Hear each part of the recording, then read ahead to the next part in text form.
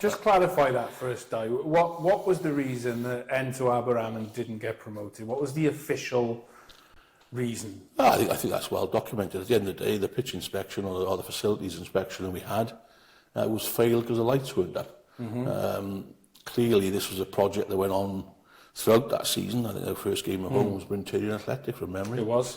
And I always remember their chairman being very, very praiseworthy because we had a sponsors lounge here and made sure he looked after visiting officials. I remember Gavin Chesterfield saying to me once, you know, this is where Barry needs to get back to. This is what, you know, I remember when he said it, yeah. Yeah, this should be a benchmark for Barry Town, yeah. and you look what they've achieved ever since, and look what Gavin's achieved since. You know, he's had a terrific career.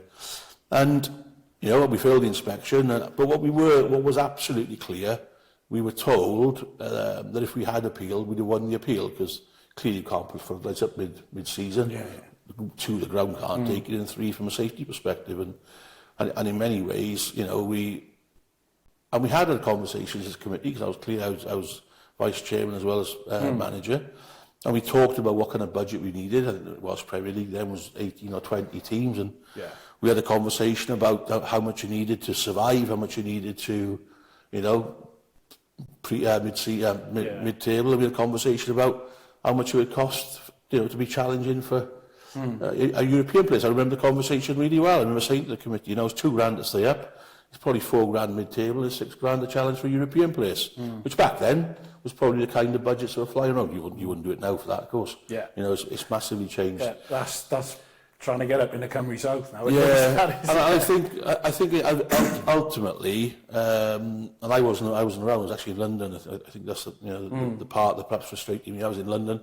I was in bed because I'd been working and been away and travelling, and I woke up the next morning to a decision made by committee that they weren't going to appeal. Having said that, I do believe that was then overturned, and then overturned again subsequently. So, how does that happen?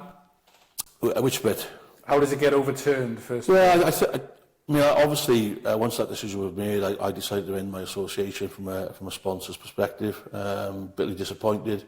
Everything I worked for, we'd worked for, the club had worked for, the blood, sweat, tears. You know, forget the money. It's the and for me, it's the integrity of signing the players. You know, we're about going into the Welsh Premier League. Certainly, Richard Ryan mentioned that in his interview with you. You know, it was a huge part of him signing for the club,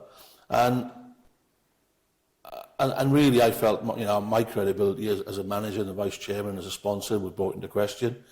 And I didn't get involved in the subsequent debates, but I did hear that on a presentation night they made a decision as a committee they would appeal, but then subsequently didn't. And that's about as much as I know, really. And so you weren't even at the presentation? No, I wasn't invited.